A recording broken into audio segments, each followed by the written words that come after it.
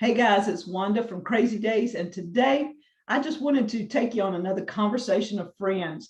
Today's very, very special because we have with us like our first YouTube adopted child. She was one of the first people that helped Deepsouth Homestead get started with a shout out. And so today we're going to back up and talk to my first adopted YouTube child and find out where she's at today, what she's doing, what got her started, all the whole 9 yards. So guys, meet Julianne. She is going to talk about all kinds of things because she's very, very knowledgeable, and she's been in this business for more than 7 years, I think, maybe longer will last. Hey, Julie. Hey. My name's Julianne, and my channel name is Dirtpatcheaven. And how long have I been? I believe I put up my first video in 2012. We were living in a little 1/10 of an acre backyard in the middle of the city here in Idaho, and tried to do all my homesteading, even had goats, illegal goats in my backyard. We had raised beds, chickens, rabbits. My garden was much more successful at that point at feeding my family than my animals was. But then we moved out into the country. John didn't want goats in the backyard anymore. So we moved to the country and bought 1.5 acres and a house. The land was unfinished. We didn't even have a lawn and no fences or anything like that. And in order to make, how should I put this? In order to pay for improvements on the homestead, I started a YouTube channel because we didn't have enough money in our budget to pay our family bills, plus a new homestead. And so that's why I started the YouTube channel. When I found Danny and Wanda, I was blown away by, I don't think you guys have been married for very long when you started his YouTube channel, because you weren't in the videos very much. Like, you were always in the background. I don't remember seeing you in the videos in the beginning, but Danny was doing things like bacon, and he was doing these amazing things, and he was this expert. A lot of people, I think, in the beginning with YouTube started out as newbies trying new things, whereas Danny was like, hey guys, I've been doing this for years. I did it professionally. Here, look, I used concrete to build this, and I used professional machines to cut my bacon. I mean, he had everything set up, and it was perfect and doable and safe. And so when I first saw your channel, I was so amazed. I wanted all my then not very many followers, but it felt like a lot of followers, to see what you're doing, so they could see a professional at work rather than people who had years ahead of them to make mistakes and years ahead of them to do the wrong thing before they really knew what they were doing. So that's why I loved your channel. The reason I love you guys as people is because just of the friendship that we've had. And as we went back and forth across the country after John got hurt, we stayed with you guys, I think a total of a month, 2 weeks here and 2 weeks there. And we actually lived with Danny and Wanda a couple of times to rest on a really big video taking tour across the United States. And it was such a rest and such a blessing. And I've never eaten better food. I've never had better food than what we had with you guys. We had a blast because, like Julianne said, she was our first person. When we had only been doing YouTube about 2 weeks, I think, when you contacted us. And I didn't want to be on camera. This is totally not what I expected when I started. And so we had been married a couple of years when Danny and I started YouTube. And I said, I'll be the camera person. You talk, I'll film. He edited. Everything's changed now. I'm the editor. I'm still the filmer, but I do have my own channel, and I still do a lot on YouTube. But things just kind of journeyed around to something else. But Julianne sent us in 2 weeks. You sent us a message and you said, hey guys, I love your channel. Can you do it? I want to do a shout out. Can you do a short? And I don't remember if it was a minute clip or 2-minute clip. I don't remember what you told us, telling about your homestead. And I looked at Danny and I go, how do we say what we do in a minute or two? And that was probably the most horrible video we've ever put out. But Danny clipped out, I think he said pigs, chickens, raised beds. I mean, we just went around and we just clip that piece out, and you have it, I guess it's still on your channel. Back in the day when you did the shout out, it was our first shout out. And not too many people do shout outs anymore. So, but Julianne, tell us a little bit about your childhood, because I already know, but you had a very unique childhood. Let's see, I'm the oldest of 7 kids, and I was not, my parents could not afford to feed that many children really well. And my mom had health problems, and I had toxicity from vaccines as a child. And my mom found that when she could feed us from the health food store, that we had more vitality. Our health was better. But with 7 kids, and my mom was a stay-at-home mom, so one income. My parents started to dabble a little bit when I was, I think, 9. I got my first bum lamb when I was 9. And honestly, for me, when I what was it I read? I think I read Laura Ingalls Wilder when I was very young. And my mom had read Heidi to me when I was a young child. And the thought that you could get food from animals, it like connected to my soul, because I was always hungry. We had 7 kids. The things that were safety were from the health food store. How do you buy massive amounts of food from the health food store? You can't. And so I was always so hungry, not because my parents were starving me, but because they just didn't have the money to feed us food that made us feel well. And so I got my first bum lamb when I was 9. I got my first goat, my first milk goat that I raised from baby when I was 10 or 11. And we were renting at the time, and my parents just supported us getting into smaller animals that we kids could handle. And then when I was 13, my parents finally bought property, bought a 10-acre plot. My dad built his own home. He used cinder blocks, laid all his own everything. He built us a passive solar house, and also put up solar panels. We had our own well and a 500-gallon milk tank that he used as water storage. We had a bomb shelter and a massive root cellar. And the reason my parents did this was because they saw the difference that it made in our lives to have really good food. We had milk cows and milk goats and sheep, and we never did pigs. My parents were very Levitical in the way that they lived. They were LDS, but they lived, as far as food, they wanted to live Levitically. And I was the goat girl. I took care of the goats and the sheep, and I did not like cows. I never liked cows. They were big and bossy, and they went through fences, and they could hurt their teats, and they could die of milk fever. Milk cows were not my thing. We didn't mind our Holstein calves that we raised on our goat's milk. We didn't mind those ones. They were pretty good, but I hated milk cows. They were so bossy. They were like these massive bossy cows, and they were so expensive they got hurt.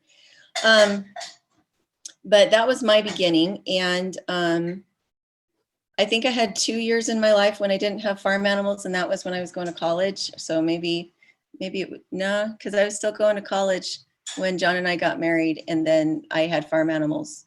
So yeah, I had about 2 years of my life where I didn't have farm animals, and my health is very, very dependent on us having our farm. The thing is, a lot of people can afford to eat from a health food store in small quantities, but when you need health giving quantities of food, when you need 3 meals a day, it gets exorbitantly expensive. So for us, even though homesteading can be expensive as far as like a hobby, when you're good at it, when you're careful about the way you do it, you can replace health food store food with massive quantities of really good homegrown food. And that's what we have to do. If there weren't massive amounts of food coming from the homestead, I don't think it would be worth it. It's too much work and too expensive, but you can get so much food from your homestead when you take it seriously.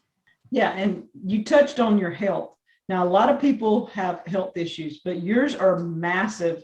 And to be honest, every time you eat anything, it sends you in a really big tailspin.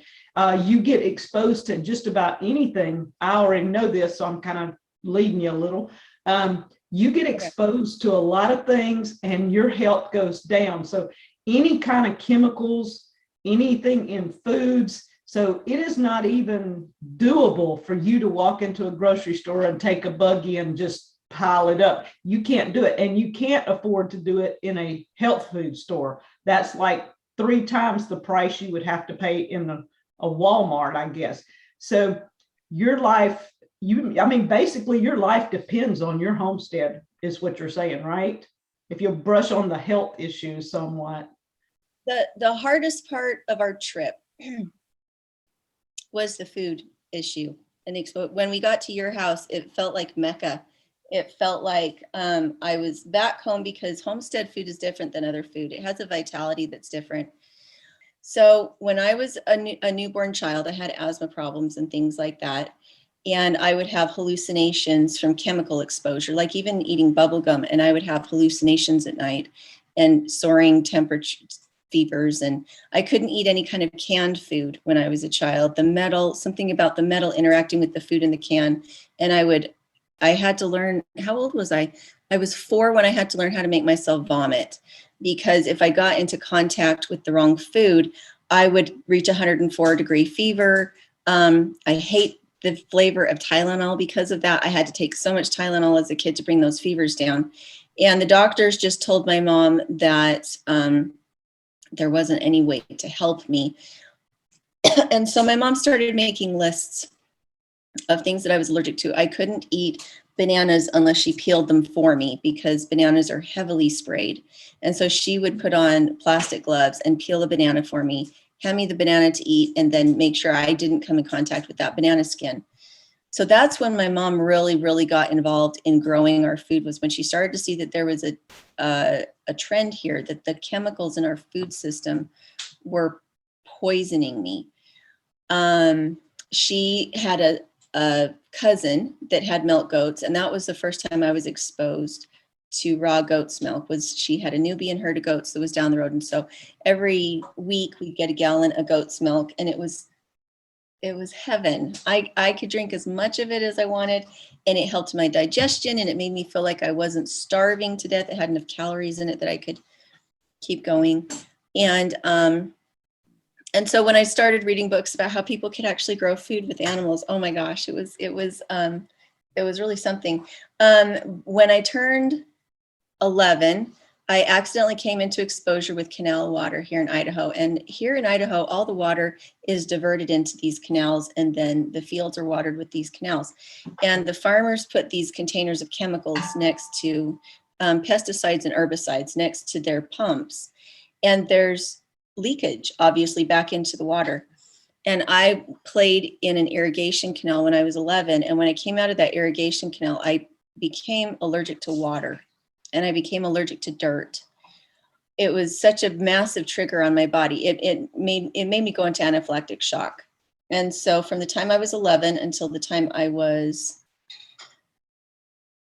17, I couldn't be outside without going into anaphylactic shock.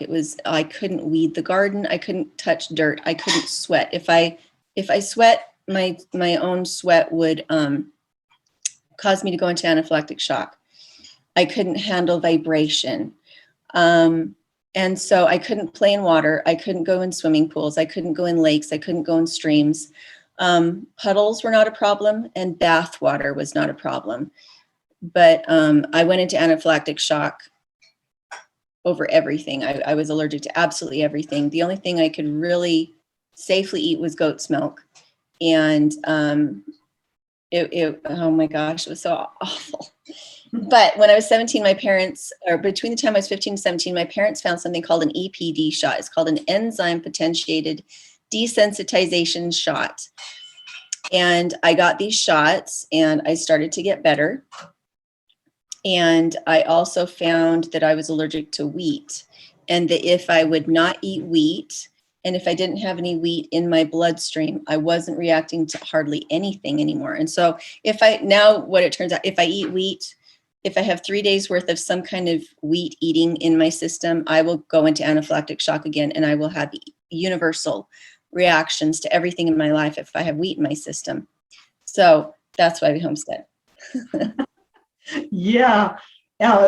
It was really amazing to hear your story and to know that your mom had to work around it, all of it. And then you had to learn how to work around it and how you guys started. Now, what got you into Dirtpatcheaven? You kind of briefly touched on that. You wanted to make an income and you saw YouTube as a possibility. So talk about your journey into having your homestead, but yet also showing it on YouTube and kind of bring it around to a little bit about what's going on today, how you were then. And, you know, are you still on the same property, what you're doing different today than you did, say, 6, 7, 8 years ago? Okay. So we had illegal milk goats in our little backyard. And that was actually where I started YouTubing, and it was on a different channel. I have a couple videos from that, but then Dirtpatcheaven, I called the place we moved to Dirtpatcheaven because it was my own little patch of dirt, and it felt like heaven to have this much space. I had a friend that had a large family, and we were talking about food storage one day. And I was talking about how to do food storage inexpensively, to do bulk dry goods and that kind of thing. And she mentioned that she didn't know how to make tea. And that she didn't know how to cook beans. And so she couldn't have those things in her food storage because she didn't know how to cook them. And it just hurt my brain to hear that, because every time you open up a can that you didn't can yourself, you're losing dollars. Like if you didn't can those refried beans yourself, how much you paid for that? It's crazy. Whereas if you can take dry beans and soak them and cook them and put them in a glass jar and can them, you still have the jar. You only paid for the beans once. You didn't, you know, the water was inexpensive. The fuel was inexpensive.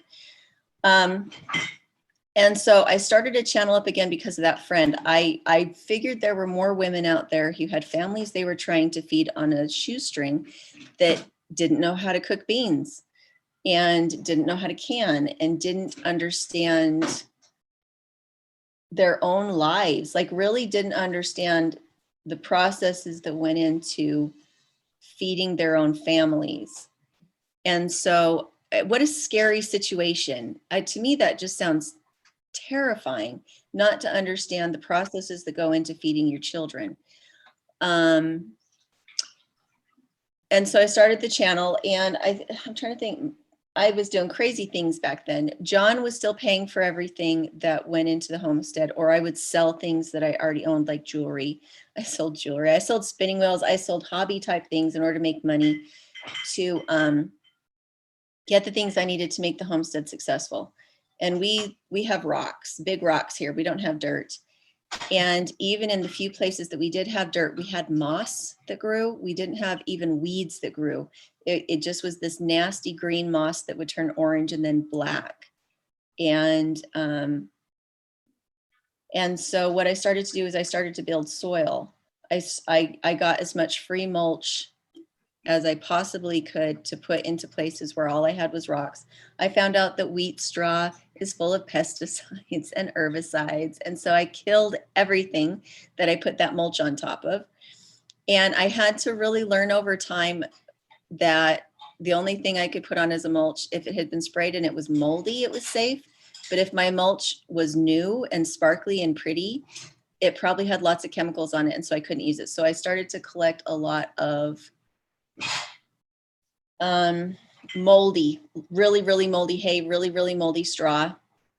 And that was safe. For some reason, the mold like neutralized all that poison. And let's see, my first big video that went viral, I contacted a lot of different people whose channels I admired, and I asked them if they would mind if I came and interviewed them.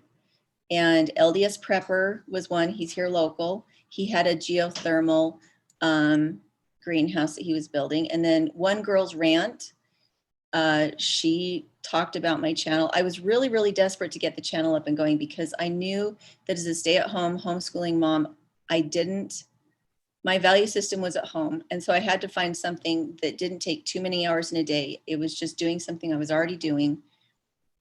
And that's what happened. My first really big personally viral video, I was just talking about the 10 smart, what was it? 10 smart things for homesteading or something like that. And in the beginning, oh my gosh, it's so funny. I was young. I was in my early 30s and I wore some shirts that had some cleavage and some tight jeans. I wanted it to be successful, and I felt like looking cute and young and attractive was going to get me there faster. I'm kind of embarrassed about that now because that's definitely not my approach now. But you know, I talked about some more controversial things at the time, and I just was throwing spaghetti at the wall and seeing if it would stick. And then we were making a little bit of money, not very much, definitely not enough to live on, enough just to buy camera equipment pretty much. It wasn't even fully paying for the homestead in 2015 when John hurt his back. And John hurt his back and I was like, okay, this is what I built this channel for. And I started working really hard. I did an Etsy store where I was knitting socks and gloves and sweaters and everything.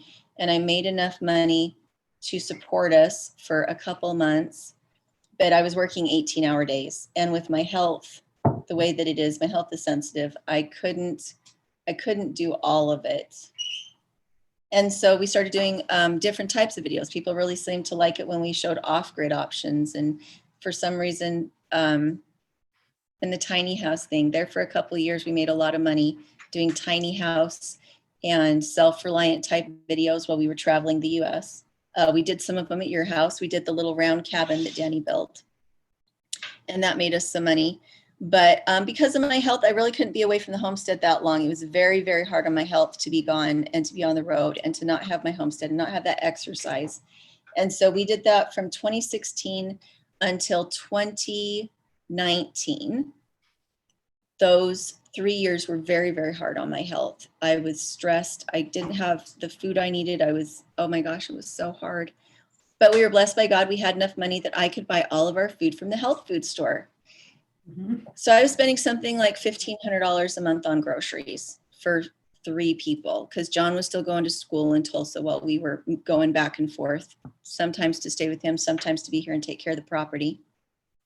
And so I was spending anywhere from $1,500, sometimes even $2,000 a month on groceries at the health food store. And then when we got, and then we did an Airbnb. The reason we did an Airbnb was because the YouTube channel started to tank as I was overwhelmed and tired and sick from having been on that road trip for so long. I couldn't pick up, I just couldn't pick up everything I needed to pick up to keep it all going. And I had to cut back on videos and my fatigue was showing. And so about that time, 2019, we did an Airbnb. We replaced YouTube income with an Airbnb on the farm.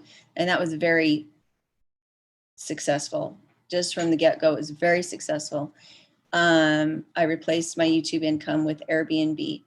And it was really interesting to have people on the property. I had to keep it up to a different level and keep it very clean, very pretty. I spent a lot of money on infrastructure to keep it very clean and very pretty. But we were growing so much food. And then when the quarantine hit, we had such a massive garden that we fed our Airbnbers. All of our Airbnbers ate off the property. We had eggs and milk and cheese and meat. And I mean, that we had people that just were part of the family that were here during the actual quarantine. And we fed them and we fed us and we made money doing it. And it was amazing. And I think that's kind of the ideal is to have, if you're going to homestead, have so many different types of income coming in that you don't rely 100% on anything. You have changed yours. I watched your videos back in the day when we first started. You had been doing it a couple of years, maybe 2 or 3. I don't really know. And you had a very unique, as all I can say, backyard. The first videos I saw, and then at the property you're at, you had a woven fence that you made out of sticks. But you and Danny did some videos that were just totally amazing, and I think they get overlooked a lot. We did the North versus the South. That was probably, if I ever encourage anybody to do anything, I said, go back and watch North versus South.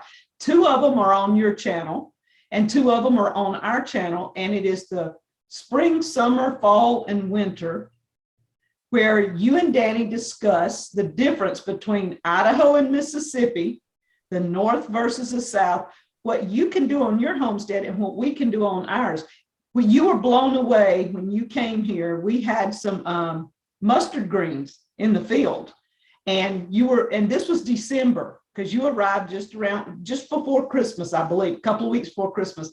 And you would go out every day and harvest those mustard greens, and you go, they don't taste like this in Idaho. And you were just blown away. And I think if you stayed here 6 months, you would have eaten mustard greens every day. I would have. They were so good. Oh my gosh, they were so good. They were my favorite. The greens were some of my favorite food, and we don't do them that way here at all. Yeah, it's very different. And if people don't realize, we get this a lot. People say, why don't you do this, and this? And we go, because we don't live up north, we can't do it the same way. And you and Danny discussed that in those 4 videos. You discussed all the differences, and just in the talking, you go, wow, I can't believe that. And, and Danny would look at you and go, wow, y'all can do that. It was so different. Yeah, I think that's something that people overlook. You have a type of person and a personality sometimes when you're doing your research, where you're really attracted to a person's personality, but you're not paying attention to where they live and whether or not their climate and their soil matches yours. And so some people are super fun to watch on YouTube, and you can get basic ideas from them, but you really need to do your research on the actual parameters of what your property can and cannot do. Now, that being said, planting sweet potatoes with you guys on your property put a bug in my brain about wanting so desperately to grow sweet potatoes.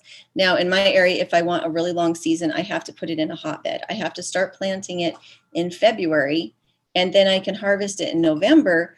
But because our frost dates, we have frosts until the end of June, and then our frosts start again in September. We have a very, very short window.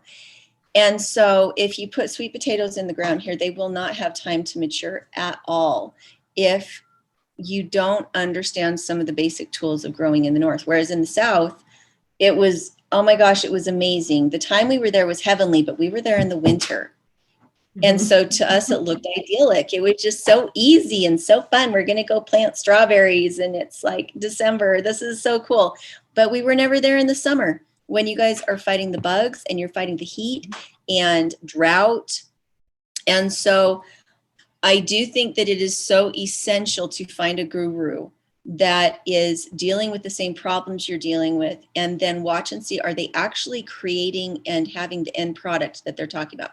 A lot of YouTube channels, like, they'll go in and they'll start an experiment and they won't show you their successes and their failures. And so if you're actually following them step by step, instead of waiting to see what the result at the end is, you can spend a lot of money on very experimental projects that don't actually put food into your fridge, food into your freezer. And so that's why I think that sometimes not having a whole lot of money, even as a YouTuber, having zero money, which is kind of where we are right now, is I don't really push the YouTube channel a massive amount, and we don't have an Airbnb right now.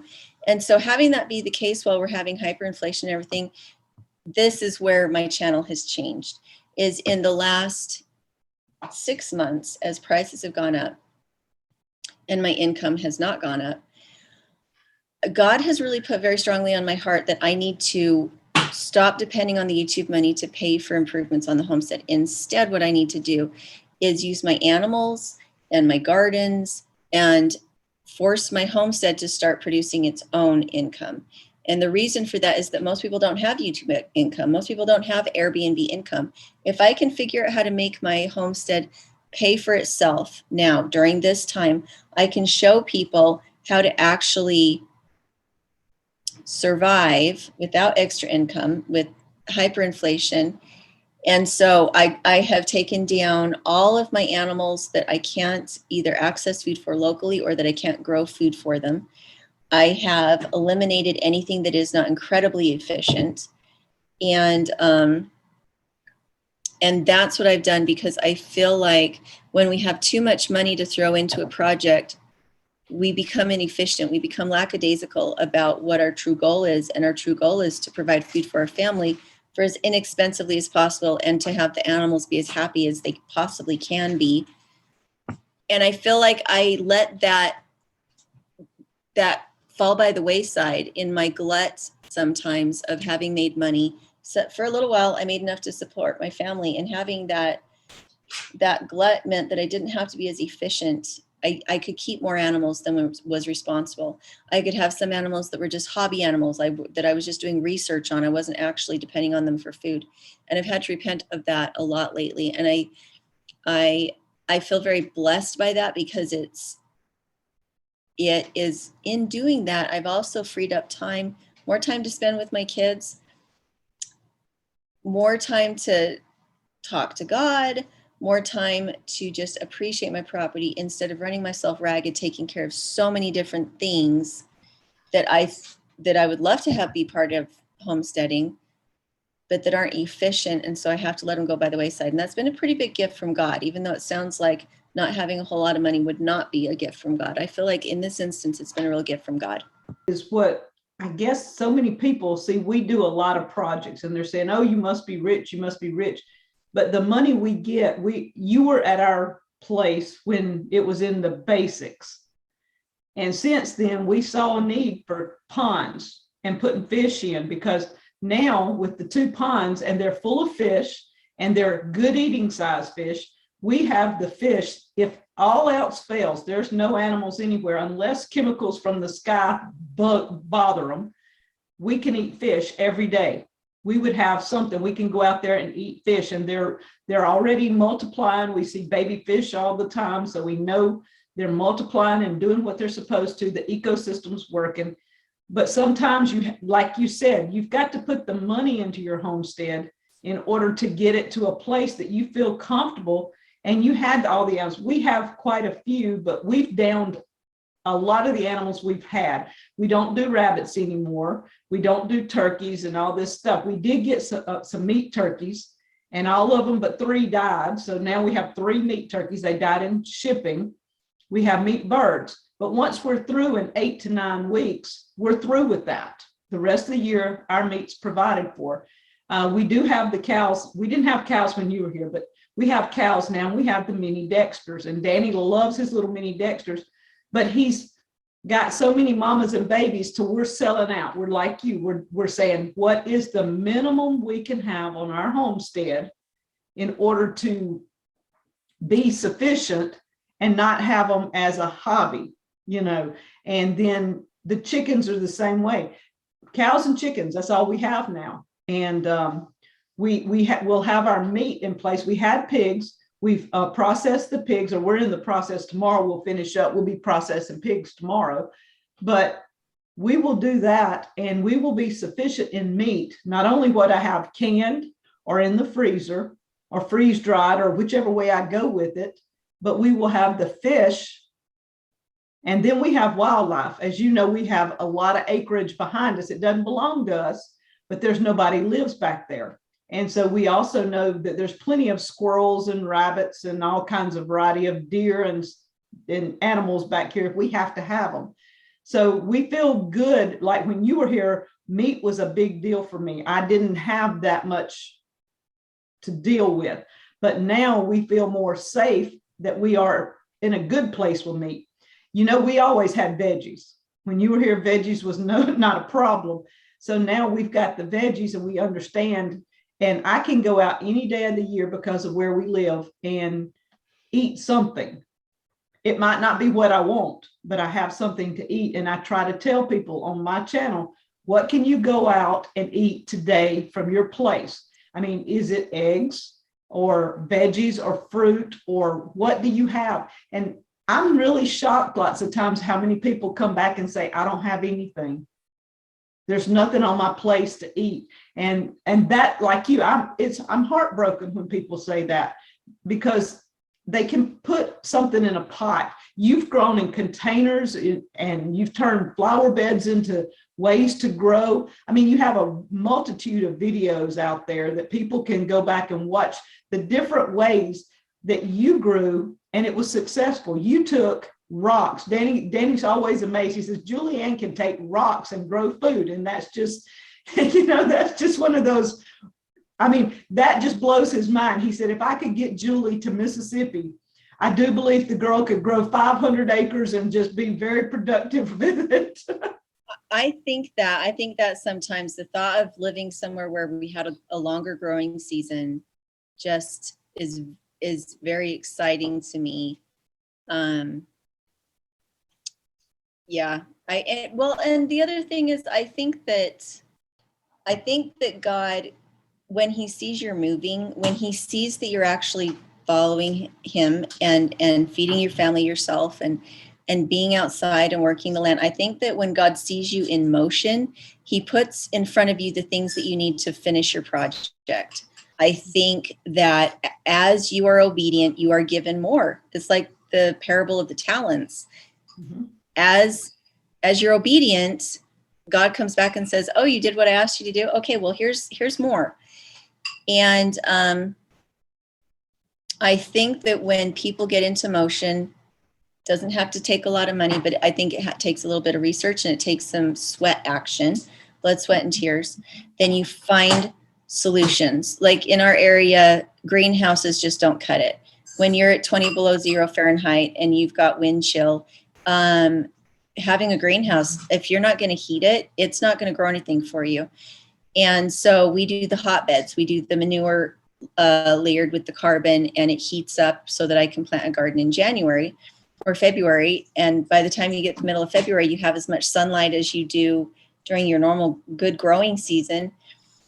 And if I didn't do that, most of the year, we would not have anything to go out and eat. And so that's why for us, our emphasis is probably meat, is because we can grow meat all year round, whereas vegetables are a struggle and fruit is a struggle. So I don't know. I found it incredibly educational to come and stay with you guys and see the different ways you do it, and really understand that it's like you live on another planet as far as growing food. You live on another planet, and the things that you need to be doing to feed yourselves are 100% the wrong time of the year.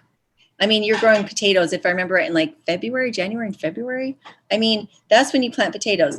I can plant potatoes in January and February if I use a hotbed here in Idaho. I can totally do it. But if I put it in the ground, well, I can't even dig in the ground in January and February because our frost depth is like 8 feet. And so I think it's really important for people to find somebody who grows what they want to be able to grow in a climate that is similar to their own. But it's also really important to educate yourself about other areas. Because, like, for instance, I bought your sweet potato book on Etsy. I don't have anybody local who knows how to grow sweet potatoes. I couldn't look to a local guru and be like, oh, hey, how do you grow sweet potatoes here? I had to take your book and say, okay, I'm just going to start with baby steps. I'm going to put my sweet potato in water, and I'm going to get some leaves on this thing. And then once I've done that, I'm going to do exactly what they told me to do in the book, which is what I did. And I had sweet potatoes last year. And so I don't know. I think I got a kiddo over here trying to use an Instapot. I'm not exactly sure what she's doing, but it sounds very interesting. Oh, is that why it's beeping? Yeah, it's okay. Anyway, I think homesteading is fantastic. Even just a garden is fantastic. Learning how to can is so important. Learning how to dehydrate is important. Right now I've got cheese that I screwed up on my counter. I forgot to mix in the culture. I put the culture on the top of the milk, and then I got distracted and I forgot to mix it into the milk. And so I've got 2 gallons worth of milk that's now going to pigs. I think finding the right combination is about when you're starting out until your homestead starts feeding you, make sure not to go into debt to do your homestead. It needs to be cash. And it's really nice to have a YouTube channel because, you know, you can get some products sent to you that you don't have the money to try, like my cheese maker. It's like a $500 or $600 tool, and they sent it to me to try and to make a video. And I wouldn't, even now, I probably wouldn't buy that tool if they hadn't sent it to me for free.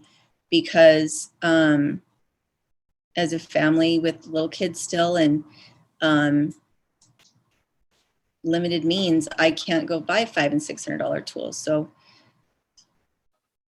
it's all interesting. It's sometimes I look at it and I'm like, oh, if only I had more income to put into this homestead. But then I have to kind of check myself and be like, but what's the point of the homestead? Isn't the point of the homestead just to grow food? Isn't that what you're already doing? Yeah, I'm already growing the food. So why do I need more income so that I can change my homestead? If it's already providing what I need it to provide, then hasn't God already provided? And even though I didn't have the money to buy a cheesemaker, didn't God put a cheesemaker in my life? Well, yeah, he sure did. So that God provided, even though it wasn't in the way that I would think was easy, and I had to be patient until I got it. I do find that with homesteading, when you're moving in the right direction, God really provides you what you need. It may not be what you thought you need. It may not be the materials that you thought you were going to build with, but then he'll still provide materials when you need them, fertilizer when you need them, information when you need them. You just need to be obedient with what you got now. I was going to ask you what kind of information or advice you had, and you just kind of tied it all in there. God gives you what you need when you need it. That is like profound, because that's the way Danny and I were just talking about this last night. Even people, when we are obedient, God puts people in our lives, and we're just blown away at what God does every day, whether it's people, knowledge, or finances, whatever. And Danny is just, I mean, you know him, he's a perfectionist in a lot of things, but he'll be working on something and he'll sit here and he'll go, I just need whatever. And he'll go to his shop and he'll be tinkering around in his shop, and he'll come back and he says, 20 years ago, I stuck this up. And he said, I need it today. There was a reason why 20 years ago, I was in this little store and bought all this junk and brought it home. And he's a total prepper from way back. He didn't call it prepping back then. He just saw a deal, bought it, and put it up. And over the past like 5 years, a lot of our projects are with some things that he's had stuck in that shop out there. That shop was totally packed full of stuff that he had seen a need to buy something. And so that's been really a blessing to us. And that's something I told my daughter, don't turn down things people give you if you think in the future you might have a need, because you might not see it today, but next week, next month, next year, you may be building a pen and you go, if I just had a 2x8, everything I've been buying is 2x4s, but I need a 2x8. And you go look and there's a 2x8 that you had stashed. You're going, okay, thank you, Lord. Save everything. And so that's how we do a lot of things here. And Danny repurposes a lot. People don't see it, but fencing, fence post, hog panel wires, all this stuff. I don't know how many times we've moved it from one fence to another place and keep rearranging. I mean, that's a biggie. And most people will tear down what they don't want and go buy new and put it somewhere else. And we have put up some new fencing, but we've taken a lot of the old fencing and we've moved it. And he's in the process now of moving, since he's building the barn, getting the cows out of his shop and taking all their stuff down and moving it to the new barn so that he has all he needs for the cows. He's just moving it from one location to the other, fixing it where it works for him. So I know you mentioned a little bit about the hotbeds. You have a bunch of videos showing how to make them, how to grow in them, and all this stuff. So guys, Julianne and I will continue on at another time, because I know she's got to get a kid to a class right quick. And tell Paige and Kaya hi, tell John hello. John and I just had a blast. Y'all, I just got to say, John and I's personalities are so much alike, and Julianne and Danny's are alike. And it was like when they were here, we had two opposite sides, and Danny and Julianne are looking at us like, really? And John and I are laughing and carrying on, and they're just sitting there staring at us like, what are y'all doing? it was so fun to have you guys here, and it was fun to have you on today. And so tell people where they can find you, all the things that you have going on now in your life, and about the videos with the hotbeds and stuff, where they can find those, because you do an amazing job. You did have a hoop house, and you did try with the hoop houses and stuff, so they can see that and they can see what you're doing now. And you are making more videos now, not as many as you used to, but you're gearing up to make some more videos, right? Yeah, I make not weekly. I make weekly videos, 1 video a week. Recently, I've done more live streams just because I feel like with the financial climate, the political climate right now, I really have some conversations I want to be able to have with people where they can ask questions. So the last week I did a lot of live streams, but usually I just do 1 video a week. They're usually pretty long, and they have a lot of information in them, but I feel like the beginning to end process is more helpful to people than just hearing me say, oh, I'm going to try this now. Instead, I want to show you the beginning, the middle, and the end, so you see if it was successful. This year I did a $100 greenhouse out of pallets and cow panels and $30 worth of greenhouse plastic. I even used mattress plastic on it when I didn't have enough plastic. And I wanted to see if I could make a greenhouse that would hold up to the wind the same way that my hoop house did, because we have really bad winds here too. Big gusts, 50, 60 mile an hour gust type thing. Sometimes we get tornado weather, not very often, but occasionally we do. It will turn into tornadoes. God forbid that it happens this year. I don't want any of that. But the little $100 greenhouse is a hotbed, which is a composting raised bed that actually heats the soil. And I built that into a greenhouse this year. And that's been my big push. I want to find a way to put rabbits into a run that turns directly into compost, so you don't have to turn compost and you don't have to have your rabbits in a cage. That's another one I'm really, really wanting to get put together. Because of my autoimmune stuff, I don't have a lot of grunt strength to be able to turn compost or move things. And so being able to take something light, put it in an area and let it be abundant and create compost for me is a big deal. Everything I have pretty much is on YouTube. I do have a Patreon now, and I use it as like a brain dump for projects as I'm working on projects. Was it successful? Was it not successful? And that's Dirtpatcheaven on Patreon. I make like $100 a month now. I feel pretty posh about that. I finally figured out Patreon after all these years of trying to figure out how to use it. But it's just that, little snippets, almost daily blogs about things that I'm currently working on, whereas the videos have a tendency to be out by a couple months. And that's all. I don't do Facebook anymore. When Facebook did their big crap in, was it 2020 or 2019? I don't remember, but I actually don't have a Facebook account anymore. I don't do Instagram. I found that I was comparing my homestead too much to the picture perfection that I saw. And I was feeling bad about myself from the things I was looking at on Facebook and the things I was seeing on Instagram. And so I don't have accounts there anymore. So for me, it's pretty much, if you want to get a hold of me on email. It's dirtpatcheaven@gmail.com. And the Patreon and the YouTube are just about the only places you can find me. And we do have the Airbnb open this year, starting in May. We don't have grass growing until May, so we don't open it until May because we're kind of a frozen mud pit until May.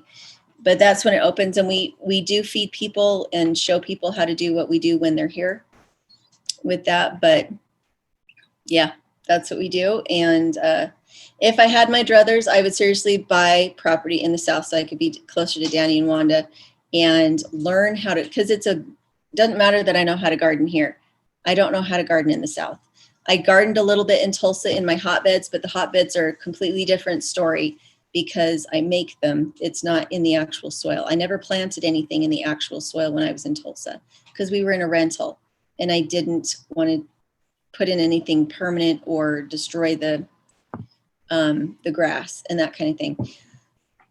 But I've never spent a summer in the South, and where people would have to learn how to garden here in the winter, in the spring, I would have to learn how to garden in the South in the summer.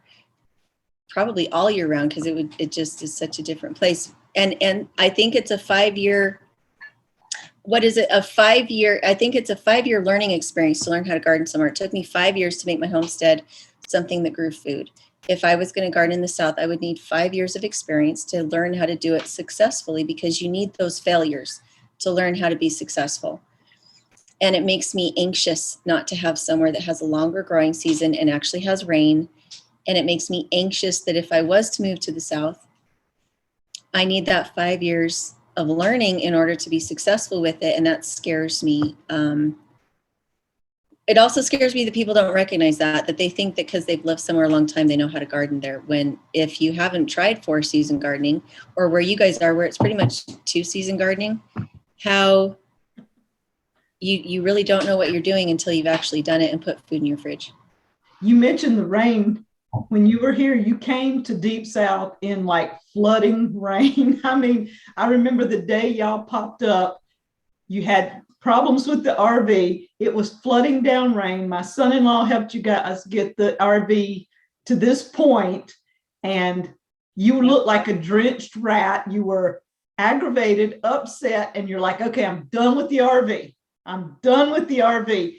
And I don't think you went back in the RV, but maybe once the whole time you were here, and y'all rented a car and went on to Florida and then came back again. And then you're like, Danny, do you want an RV? I'm just not getting back in it. I'm renting a car. I'm going home. It was amazing. But we had a blast with you guys during the Christmas, and we had a lot of fun, a lot of laughs. And, you know, guys, this is my first YouTube child. I have to claim her. She is my child. I love it. So I want to thank you for being here today and for joining me. And maybe we can do a little bit more in depth, or you and Danny can do another podcast, because I did throw one of the North and South podcasts, or maybe the two we have, on the podcast thing. And people loved them because they love to hear the differences. So I would encourage them to go to your channel and look up North and South, North versus South. Yeah. There's 2 videos over there, and it's 2 seasons. I don't remember who did which seasons, but for them to check that out, and all the other videos you have, and that helps her on her homestead too, as you check out her videos, to give her a thumbs up and a like and all this stuff, because hey, she knows how to garden in Idaho in rocks. Well, that's perfect. I so appreciate coming on here, and I love you guys like family. Before we ever met you, you felt like family.